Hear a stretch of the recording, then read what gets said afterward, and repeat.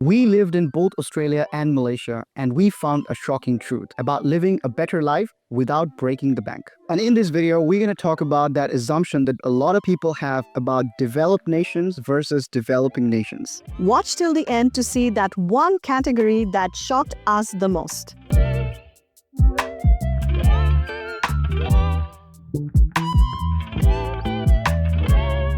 A lot of people are surprised when we tell them that we moved from Australia to Malaysia. Questions like, why would anyone ever leave a developed country to move to a developing country? But here's the thing, Australia's got a lot of good things going for them. Free healthcare, free education, clean air, lots of space, good systems. But we were spending 11,000 Australian dollars every month to live a decent life, which covered our mortgage, childcare, insurance, food, groceries, and everything else. And for that, we were working really hard, always running out of time and exhausted. But when we came to Malaysia, we just didn't cut costs. Yes, that was a great part of it, but we were also able to get the time back that we so desperately needed. Compared to a lot of other countries, including in Southeast Asia, we find Malaysia to be the best transition for anyone wanting to move from a Western country to this region. It's a great combo of affordability, fantastic infrastructure, and family values. English is widely spoken, they've got great healthcare, good schooling system, and a large international community. And we soon realized this wasn't a downgrade. In fact, for us, we felt like this was an upgrade, but on our own terms. We wanted to thank all of you for continuing to watch our videos, but we have noticed that a lot of you who do watch our videos have not subscribed to our channel yet. We make content about career break and slow travel the world to build a life of freedom that you desire to live. If you like that kind of content, do not forget to subscribe. So hit the button below. Let's discuss about the big threes: accommodation, food, and transportation. Let me give you a breakdown of the three most biggest household expenses. In Sydney, rent or mortgage on a family-friendly place in a decent school catchment could easily be $3,500 to $4,000 per month. However, if you look at Penang, we paid $600 to $800 Australian dollar for a furnished apartment with a pool, gym, and security, and there is no 30-year mortgage needed for this. If you look at transportation, this is another game changer. In Australia, between car payments,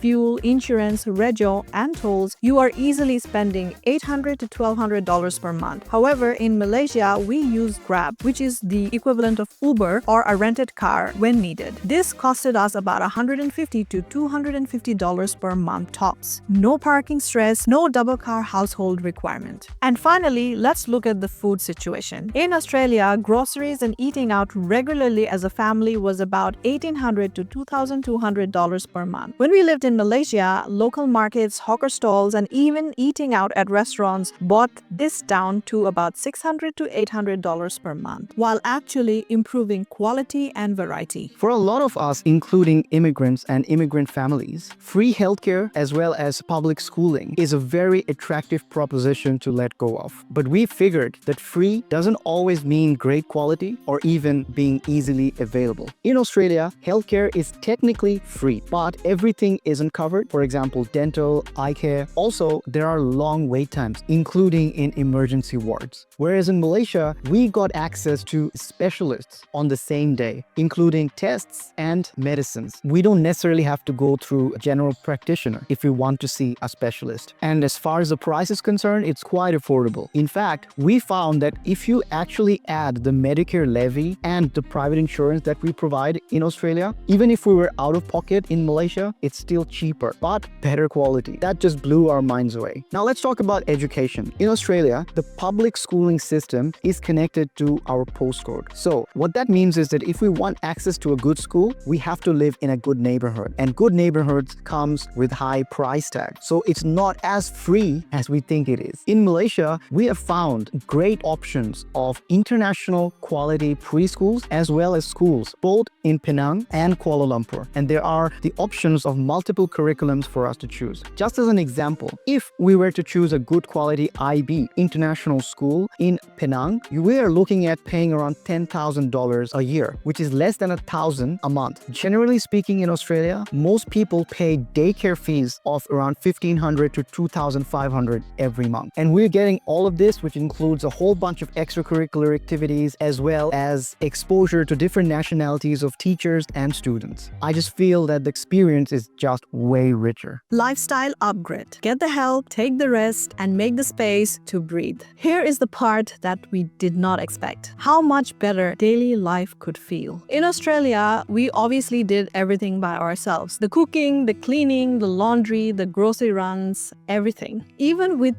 2 solid incomes, we were draining down, and it was a lot of mental load to take. In Malaysia, part-time help is available, and we took it. There's cleaners, there's part-time chef, and on occasional times, you can also get childcare support, a nanny coming to your house looking after everything for you.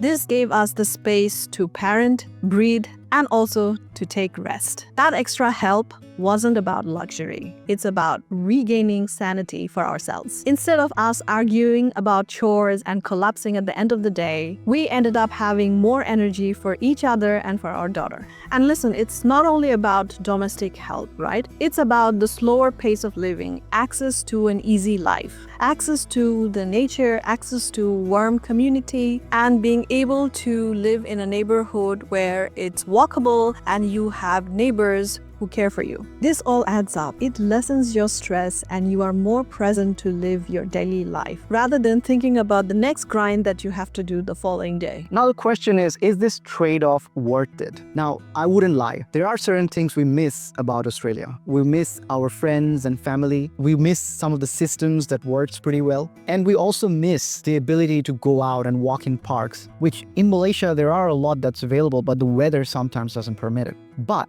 that lifestyle in Australia comes with a lot of other things that are stress, lack of time, and a very robotic routine life. Whereas in Malaysia, it's a little bit more relaxed. You have a bit more wiggle room. Now I get it. This lifestyle isn't for everyone. If you are someone who's even remotely thinking about this, you feel like that pain of living in a Western city has outgrown the sort of benefits that you get. You might not even want to commit to a permanent relocation. So in that particular case, you can even do a short break and see what this country is all about. I can guarantee you, after living here for almost a year in a couple of different cities, I found that this is something that works for us, and we know for a fact that it's worked for a lot of other people. It's the best country to transition from a Western city to Southeast Asia.